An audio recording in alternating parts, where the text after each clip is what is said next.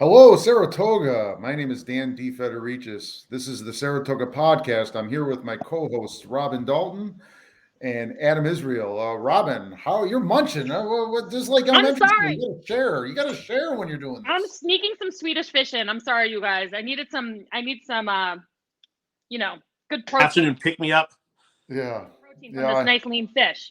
I always need that. Did you guys enjoy the weather yesterday? That was terrific. The weather today is like crazy. It's like summertime out. Yeah, especially yesterday. Of course, Robin, I saw you yesterday. I did see you yesterday. Yes. At where did we see each other? We're Cub Scout parents. Cub Scout. Yeah, I didn't. It just happened. I became a Cub Scout parent like overnight. Yes, you did. And I have some damning pictures of you doing a little race with like turtle shells on your back that are pretty. I'll bring those up later in the podcast. Excellent. So in other news, you guys, I'm sorry, Dan, keep going. You were going. Go for it. I'll have a drink. So our week was kind of funky this week because we usually podcast on Wednesdays. And we do that intentionally because the city council usually meets on Tuesdays, the first and third Tuesdays of the month. This week they met on Thursday because of the Jewish holidays. And so happy Yom Kippur to everyone who is celebrating. But last night at the city council meeting, it was a biggie because the first city council meeting in October is when the finance commissioner releases the 2023 comprehensive budget. So this budget takes into account all the departments that have put in all their requests in August and September. And then the finance department weeds through it and figures out what they can fund and what they can't fund and releases a comprehensive budget the first week in October. Over the next couple of weeks, there will be specific forums for each one of the departments where people can go. It's like a public hearing. You can show up where a department may make a specific plea to the finance commissioner. For example, public safety or public works might come in with a comprehensive budget that they've released and say, listen, we really need this thing, and that thing. And there's a workshop about it. And so every department has their own workshop. And then by the end of November, the city council is required to adopt a budget for 2023. So that's kind of the procedural part of it. Do you want me to go ahead and give kind of a top line overview of what department got what? And then Adam, you can go into some more specifics here. Yeah. Yep. Okay.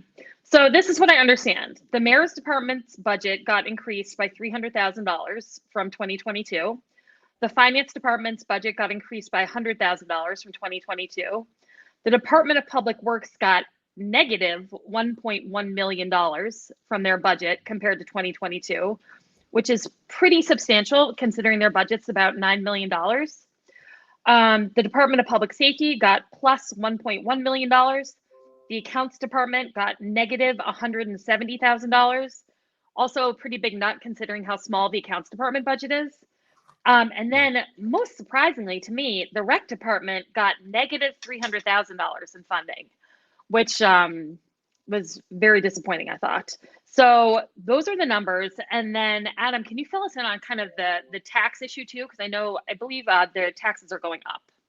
Right. Yeah. So this budget is the first thing that obviously jumped out to me and everybody who watched was your taxes are going up. Unlike campaign promises of not raising tax. Well, I shouldn't say that because this is just what's the name? This is the proposed budget, correct? Sure. This is yes, correct. This is the comprehensive budget. Yeah, right, exactly. But it'll be workshopped. This is the jumping off point. So this isn't written in stone yet. But what was proposed by the Commissioner of Finance was a tax increase, which was, I remember on the campaign trail, everybody said we're not going to raise taxes. Commissioner Shangvi raised your taxes, folks. Now, how much? Do you know what percentage, Adam? I heard like 3.2%. So the way it breaks down is that if you're home, and it's funny because Commissioner Madigan, who I know and love, did this too. She had to raise taxes once. That was during a pandemic, though. But they'll start. They started with if your home is worth $200,000, your taxes only go up $4 a month. Well, if your home is worth $200,000, A, you're probably not living in Saratoga. But B, that's probably the people who this mostly affects are the low income people, right? So if your house is worth $1 million, the extra, what's the math there? Times 5, the extra $20 isn't going to kill you. But for the lower income people, that's every dollar counts. But and unlike the campaign promises, your taxes right now are proposed to grow up, your property taxes. Now, I'll skip to the justification of this. And, there's a lot more meat to this, but we'll start with the low-hanging fruits. As we've talked about before, the third fire station is going in, and that is something that this community needs. It's long overdue. It answers the basic needs that people have of health and safety. But the Commissioner Shangbee said your taxes are going up because this is a once in a generation kind of improvement we're doing to this city. This is a big expenditure. The problem I have with that is that this and Robin, you can talk to this. The first of all, the price of the money for this fire station has already been bonded. It's not coming out of the general budget, correct, Robin? Yeah, that's correct. It was bonded, correct? Yes. It was all in the capital budget. Yes. Yeah. So this is money that the city has already borrowed for this project. So that's not part of the commissioner's budget that she just proposed. The second part is for the first 3 years, and this is a good thing, but I'll tell you why it can have some bad implications. The city is gotten a grant for 17 firefighters and EMTs. All their salaries and benefits are going to be paid for. So the first 3 years, the salaries and benefits this is also not a line item in the commissioner's budget. So the idea that we have to raise taxes to pay for this fire station doesn't really jive so far with what I've seen and what I've heard. The one caveat here would be, and this comment was made by Mike Sharp, who was once a deputy commissioner of finance on a blog, was that we should be putting money aside now for 3 years from now, or for 4 years from now, when we have 17 new firemen that we have to start paying for their salaries.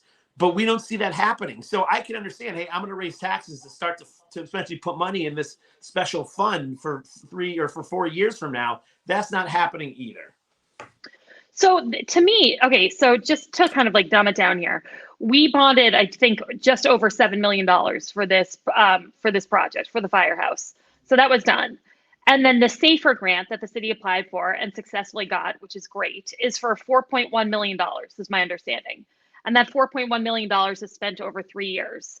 But then the thing that every time any grant was ever received, like in any department, anytime, the first question we would always ask as a city council are there matching funds? Like, what's the financial commitment on the city side if we accept this grant? And so I think this grant has stipulations saying that we have to, as Adam said, keep these 16 or 17 firemen on for the following years after this 3-year, $4.1 million grant runs out. So that's going to be a significant cost. I'm not sure exactly what those costs are going to be, but they're going to be at least upwards of $1.5 million to $2 million a year. That seems right. Yeah, that will have to be worked into the city's budget in year 4 or 5, and et cetera, et cetera. And of course, we know with budgets and salaries and benefits, they compound over time. So every year it's just going to grow, a bit bigger and bigger and bigger. And so it does make me like a little confused, I guess. And I'm not the finance girl here. Adam's the finance guy. Dan, you're way more of a finance guy than I am a finance girl. But I don't really understand how we could have bonded the money, gotten this $4.1 million grant, and are still raising taxes. That doesn't I don't fully understand that. And I agree. Right. That's a fair question. Adam, did Commissioner Sangvi give any explanation on that apparent disconnect there? No. And this, I will say this. This is the disconnect was she did not reference this money for the firehouse being bought. She led you to believe that this was being financed through this budget that she proposed, this third station. But and I'm sure there's some costs that are there. But I'll tell you this. This came out last night. We're working through it. It's next week we hope to have Commissioner or ex-Commissioner Michelle Madigan on, who had that job for 10 years to help us further break it down. But Robin, and I think we've seen this coming since, for a year now. When I was running for Commissioner of Finance, to get votes, you have to promise things. And there's promises that were made on the campaign trail, and now is when the rubber hits the road. Now you got to pony up and you got to pay for all these promises you made, and you're going to have to break your promise with somebody. And I think Commissioner Shankney broke her promise with the Saratogians by saying she wasn't going to raise taxes, because that's exactly what was proposed to happen here is raising your property tax. So it's not, for me too, it's not even that property taxes were raised. It was just the way it was done is kind of pulling the wool over our eyes.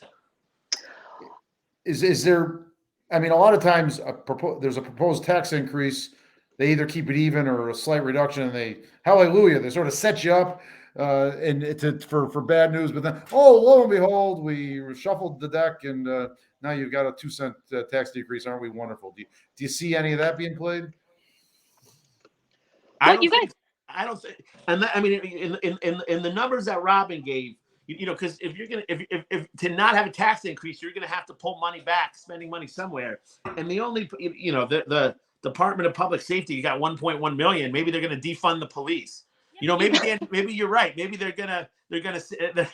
This could be a win-win for the Democrats, right? So what you do is you don't raise taxes, and you say you're defunding you pay back that 1.1 million, and you don't raise taxes, and you didn't raise taxes. You defunded the police, and everybody goes back to normal. I don't know.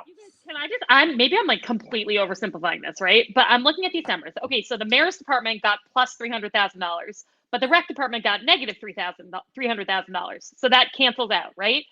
DPW got negative 1.1 million. DPS got plus 1.1 million. So that kind of cancels each other out. Finance got plus 100,000. Accounts got negative 170,000.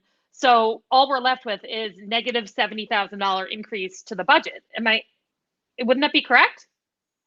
Yeah, based on your numbers for each department. So then why are we raising? So again, maybe I'm just totally oversimplifying this, and we need to revisit it next week after we've dug in some more. But if the budget is actually not being raised at all, going down by $70,000, why would we be increasing taxes at all? And also, weren't sales tax receipts through the roof at one point this year? Yeah, they were. And also, this thing about the rec department, and then I want to talk about public works, because public safety and public works are kind of they're like brothers and sisters. They're comrades in arms.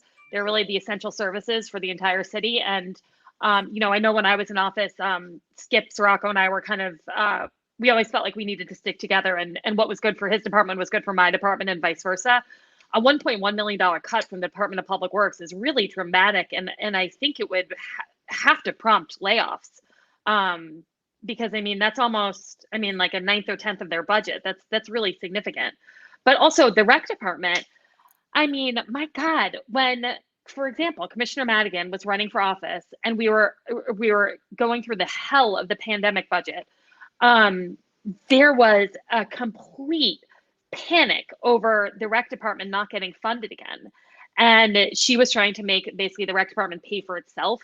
But so to take $300,000 out of the rec department budget, it had to be one of the things people here are most passionate about is our recreation department and how many kids it serves in our community. And so I would think I would be really, really unfortunate for that money to come out of the rec department.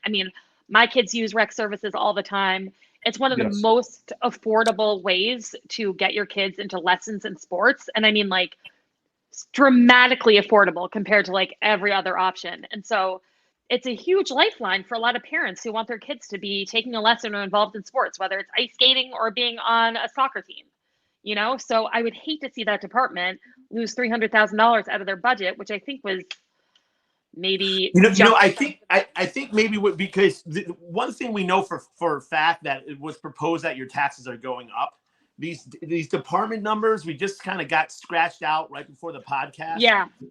Before we get too depth, why don't we kick that down a week? And again, we'll get Commissioner Madigan on here. We'll really dig through this budget. But the takeaway, again, and one more, not to harp on this, but that I think 2 podcasts ago we were talking about how the Commissioner of Finance is getting a new administrative assistant and new office gear, new office furniture to replace the 3-year-old furniture that was there. But your taxes are going up.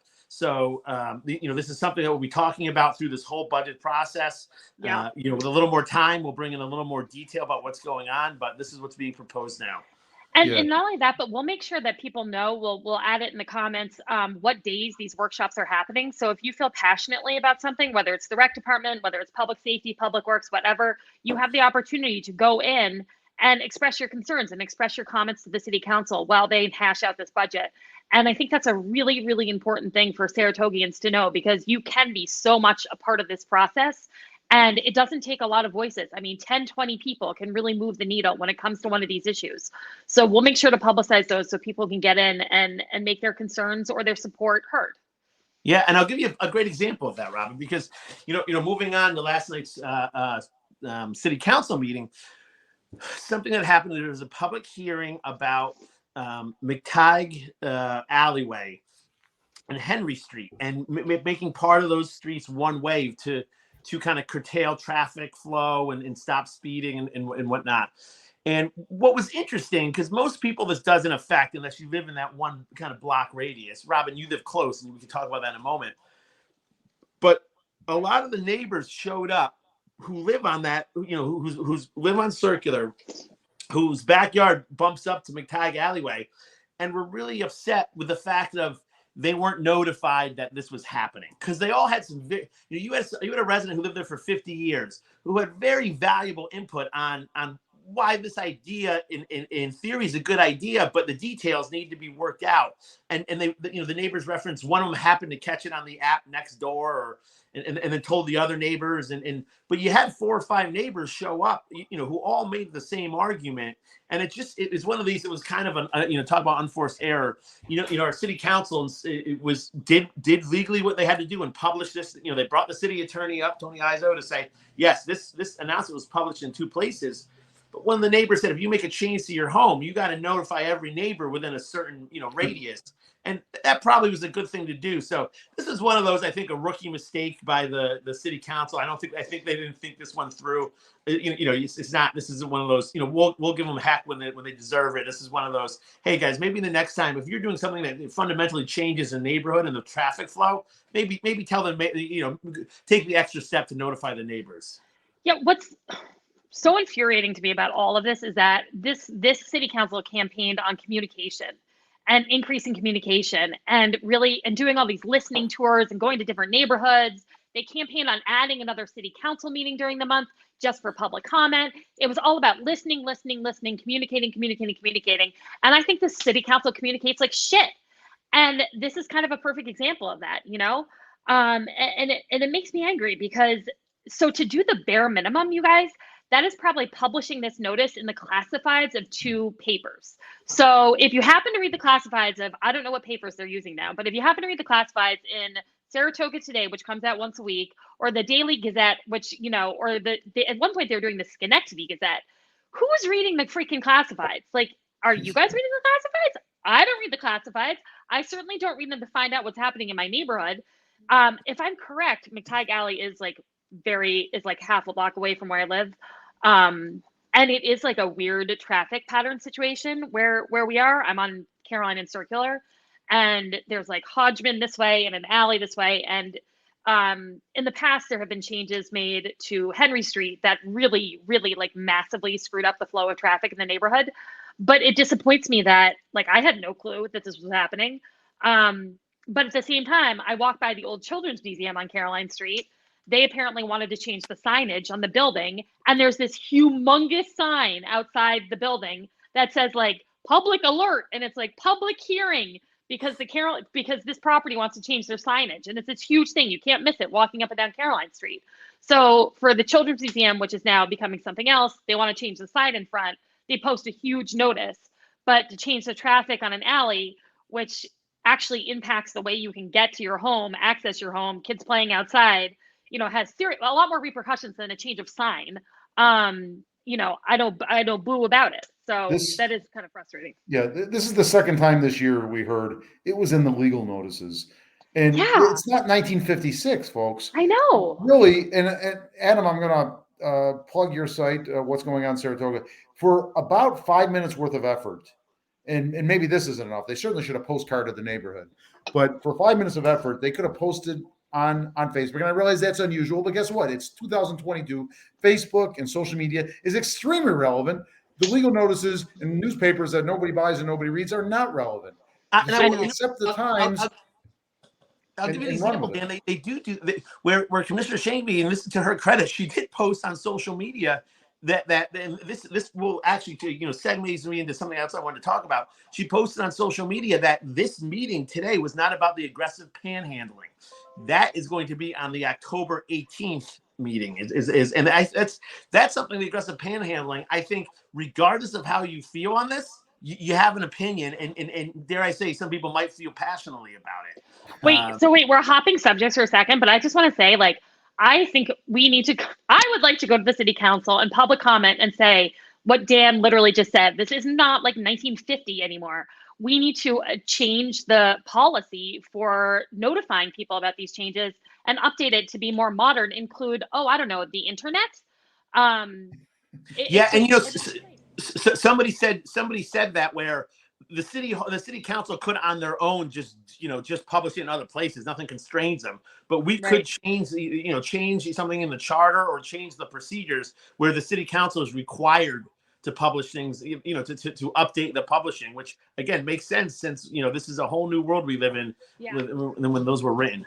I will say Commissioner Songvi and Commissioner Golub seem to do a really good job communicating. Commissioner Moran a little bit, but I never hear anything really from the mayor and public safety is literally silencia across the board. Public safety, I will tell you, I created a Facebook account for the Department of Public Safety page and a group within that Facebook page. And I handed over access to Commissioner Montenino. He's never accepted the invite to become an administrator. I prompted him several times, and so the page just sits empty and vacant, and there's no posting on it because he wouldn't even accept the page to continue using it as a communication tool. Didn't he get Facebook during the campaign? Maybe he was on Facebook during the campaign and saying he would communicate, but then once the campaign was over, he wouldn't even take possession of the official DPS page. And so it's just like languishing in Facebook land. And it pisses me off, because these are the things that we developed and people really relied on, especially for COVID. I mean, my God, like the amount of communication that was pushed out over social media for COVID was just dramatic. And they actually hired, you had staff at one time that did the social media for the public safety issues, didn't you? Just me.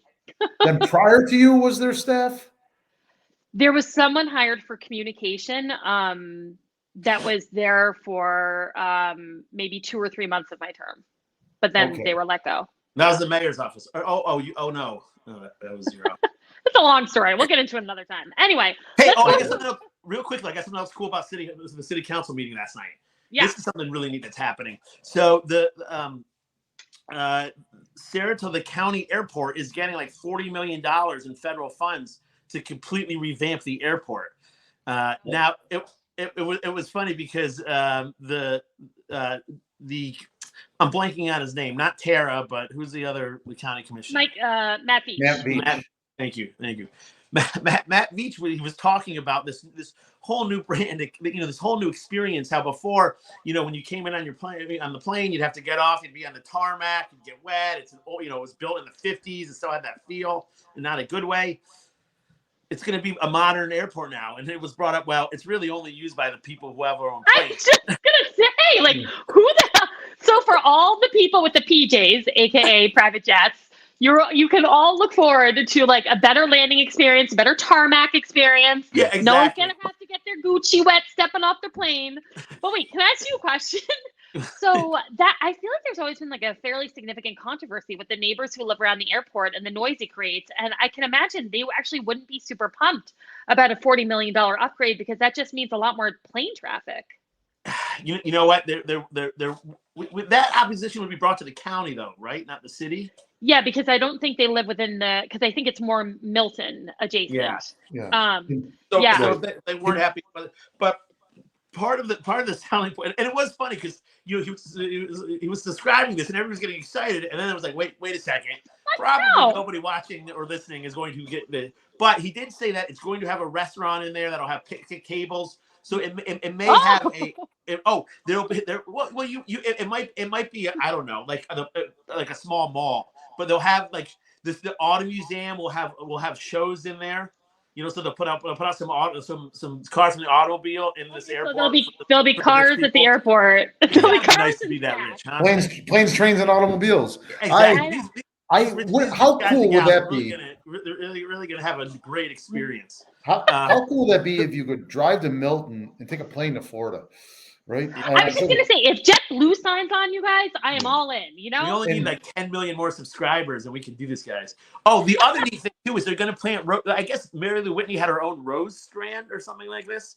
So they're gonna plant the special Mary Lou Whitney roses there, and this was all in the proposal, so they have to do it. So it's gonna be special Mary Lou Whitney roses. So at the airport. Around the airport, yeah, landscaping the airport. So get ready, all you rich people, for confusing for me. Have you ever noticed like planting around the airport when you're taking off or arriving? Okay. Maybe there's a couple tropical airports that are a lot of them are based outside, but that's tropical airports. Anyway, hey, listen, it's at the end of the day, while we'll probably never use it, the people who do use it spend a lot of money in this city. Oh, they said that's how when the governor comes, the governor uses it too. So I have to believe if they're spending that much money, and I don't want to get the town of Milton all fired up here. If they're spending that much money, maybe there is a plan for commercial air traffic to fly. That would be awesome. Yeah. Yeah. That would be awesome. And very, very cool. Very interesting. Imagine if you could take a plane to Florida and a train to New York City without having to that actually goes direct and gets there in a reasonable amount of time and has a schedule that actually works for people. That doesn't have to like stop when there's a train coming in the other direction.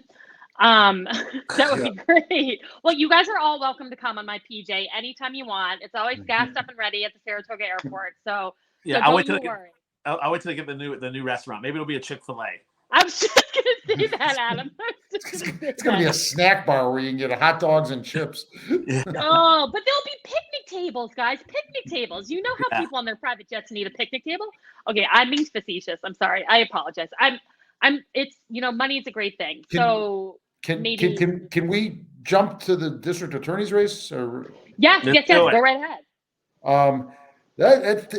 It's taken it's gotten some gas this week. Let's put it this way.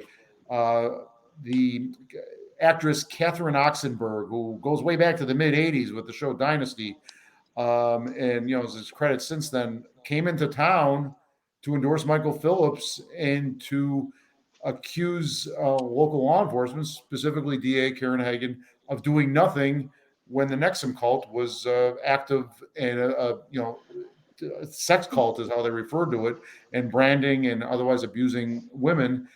And that campaign, maybe in the end they're kidding themselves, but wow, is that campaign, meaning the Michael Phillips campaign, it's got some energy to it. It's got some momentum. They think they can win.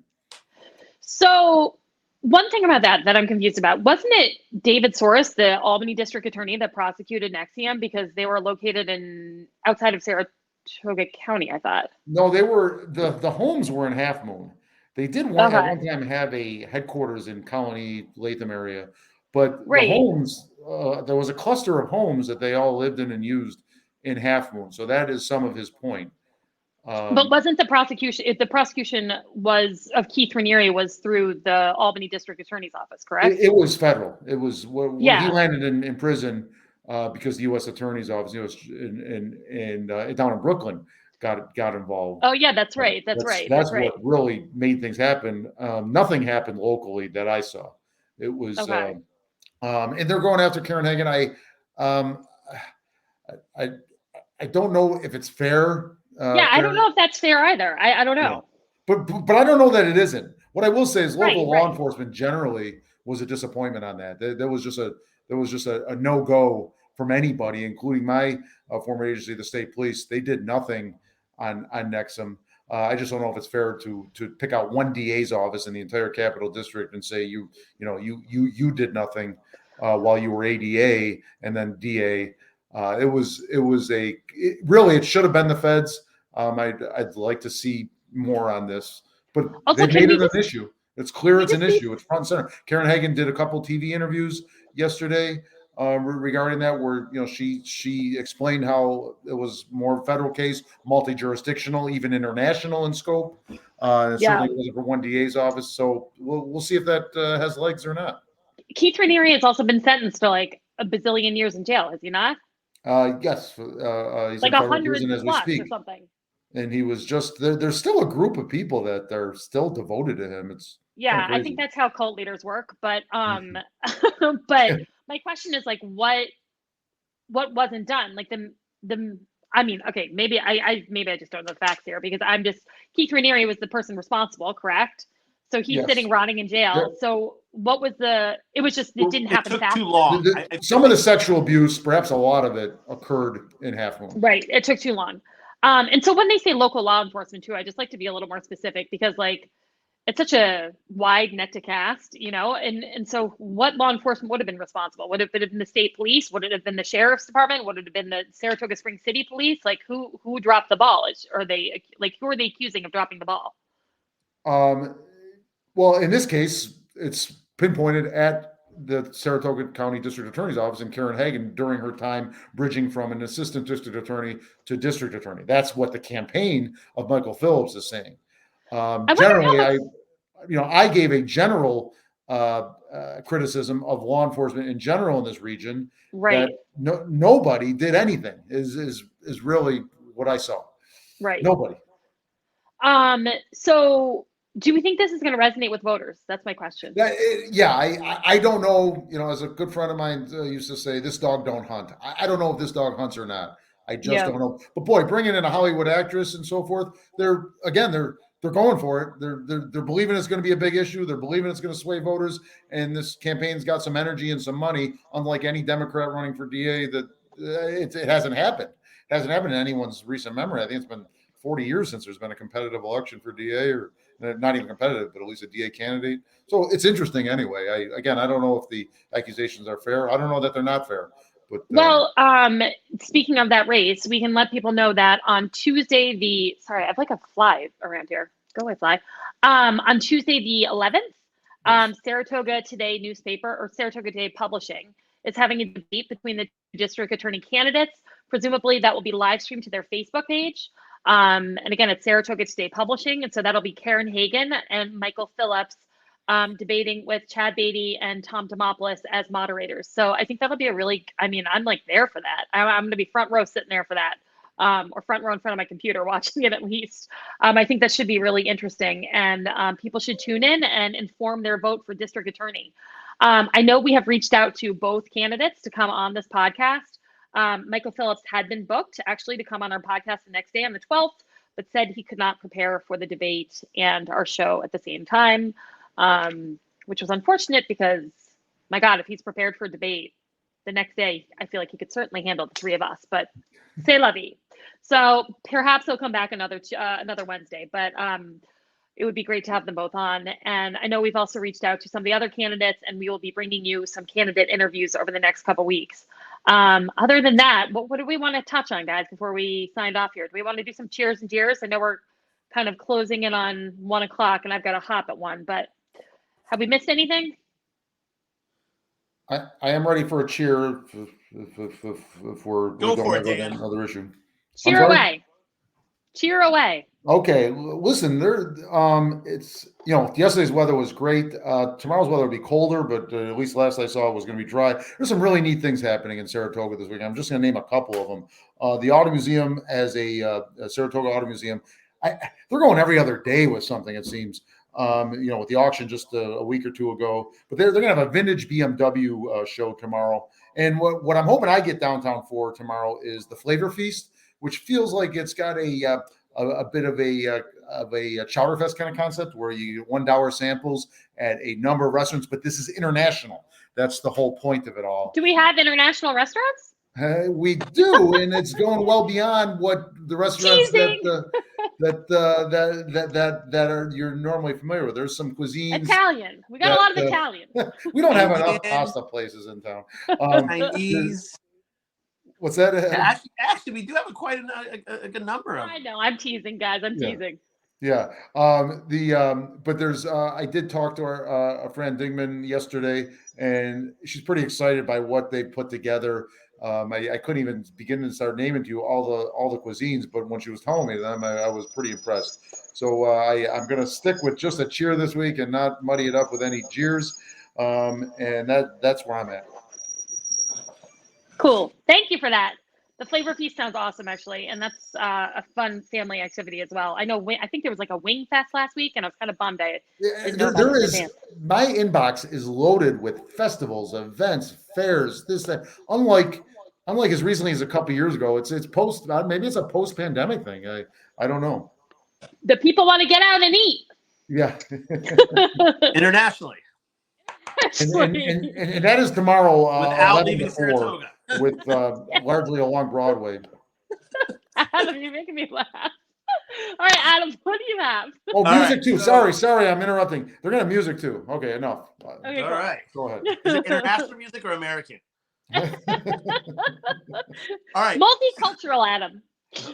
So my cheers, I have two cheers. My first cheer is for Cundy's Dry Cleaners, 70 years in business, which is astonishing. 70 years for anything in this day and age is astonishing. I grew up going to Cundy's. I don't know, through the years, I've always had just a warm experience in there with their staff. They always have little candies out. I don't know. So congratulations, Cundy's, on 70 years of business. That's really a great milestone. Also, my cheer is for Bob Kovacic, who retired on October 3rd for 50 years in the broadcast industry, and most of them at WNYT, News Channel 13. Grew up watching him. He had the mustache. I think he cut it for a little bit, but he brought it back. Good call, bringing it back. But congratulations to Bob Kovacic on just a great career. Always just a warm guy. Always made you happy. With seeing him. I felt like Paul Cayano always gave you the bad weather. I don't know. Maybe that was just me. Those are my two cheers. My cheer. I'll stay with the WNYT News Channel 13 theme. So you guys, we're going back in Capital District history. Remember Chris Kapisashi? What was the name? Chris Kapisashi. She was an anchor on WNYT for I don't know how long. She left in the mid 90s. She's now Dan left.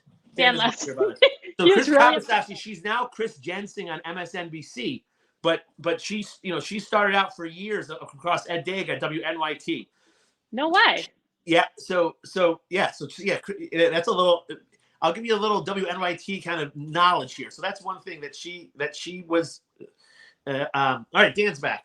So she left, and then 15 months after she left in the mid-90s, Lydia Kolbita replaced her. Lydia Kolbita is now a News Channel 10, so a lot of people know her.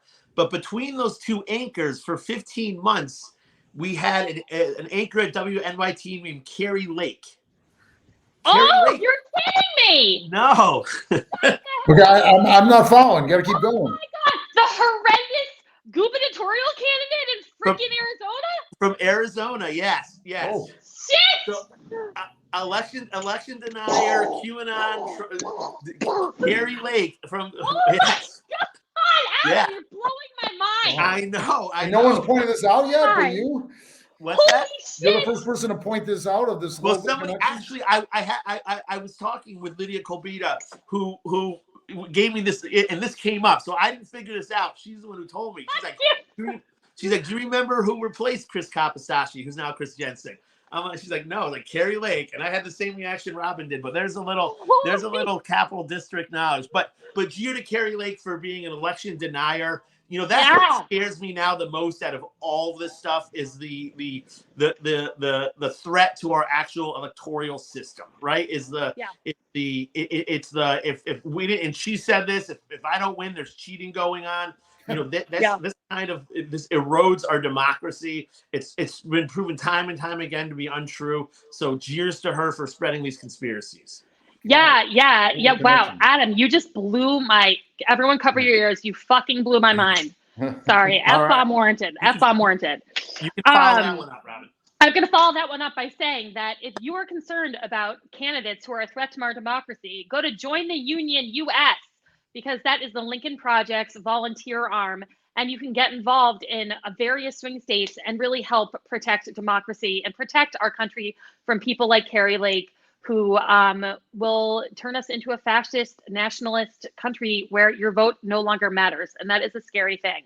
So Carrie Lake is a real, true threat to our country. And so people really need to get online and, if they can, do what they can to help support the pro-democracy candidates out there. So that's my follow-up to Adam. That blew my mind. Still mind-blowing. And my cheer for the week. So my cheer is for the Lincoln Project. As you guys know, I'm a little bit biased, helping them out these days a bit, and working with. Can you explain the Lincoln Project for those that aren't privy? Sure. So the Lincoln Project was formed a couple of years ago by some very high-profile Republicans who decided they were dedicated to being anti-Trumpers and getting rid of Trumpism and what Trump stood for in our country. And so they have fought very hard and very effectively against Trumpism and the threat of this fascist nationalist kind of push and takeover of our country.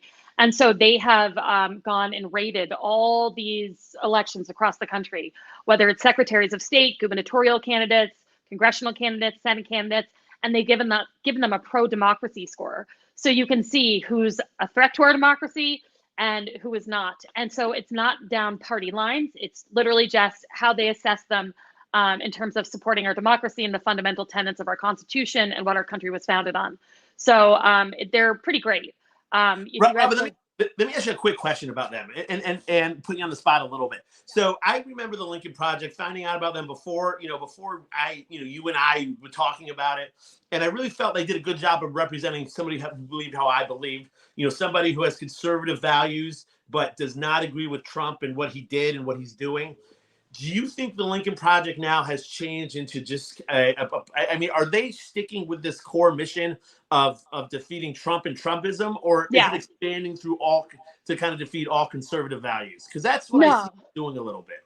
I would disagree with that. I think that you're talking about people who were lifelong Republicans and true compassionate conservatives and really espouse the conservative values and understand what those are.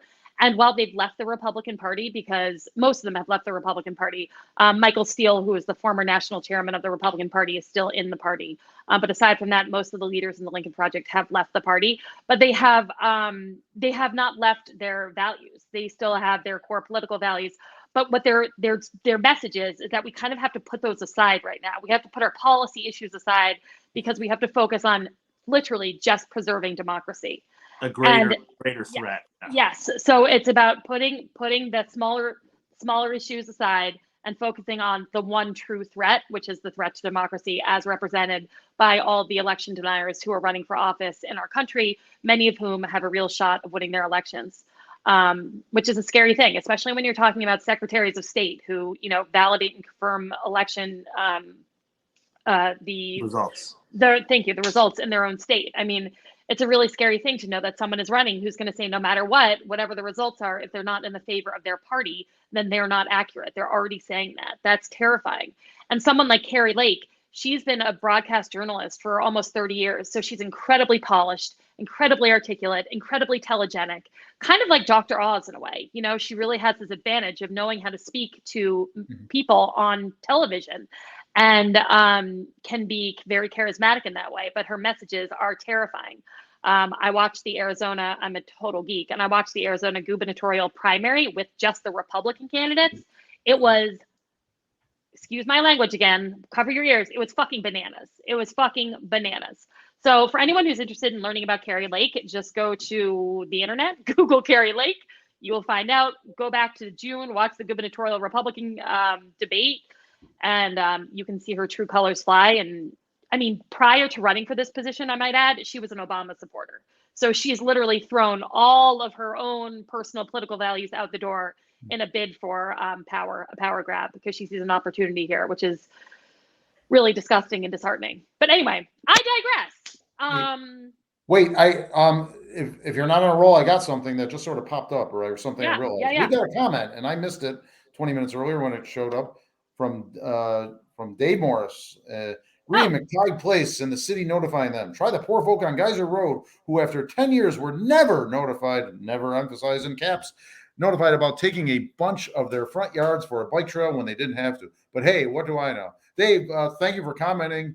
and we put it here, and you're part of our podcast. Thank you. And I have to say, there are very few people in Saratoga Springs who know more about the history of this city than Dave Morris. The man is a wealth of knowledge. When I was Very campaigning, passionate guy. I like that guy. super passionate. I went out to meet him when I was campaigning back in 2019. We walked around the neighborhood in Geyser Crest for 45 minutes, an hour. I've stayed in touch with him ever since. If you ever need to know anything about anything, honestly, Saratoga Springs related, politically or otherwise, he's a phenomenal resource. So anyway, thank you, Dave Morris, for the contribution.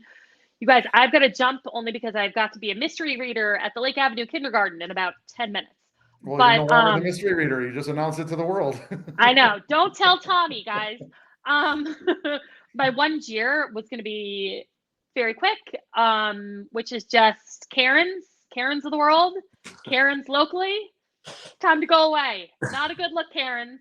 And if you know what I'm talking about, you know what I'm talking about. And I'll leave it at that. Okay, folks. Mysterious. Hey, thanks for watching us this week, folks. You guys are the best. Take care. Bye-bye. Bye.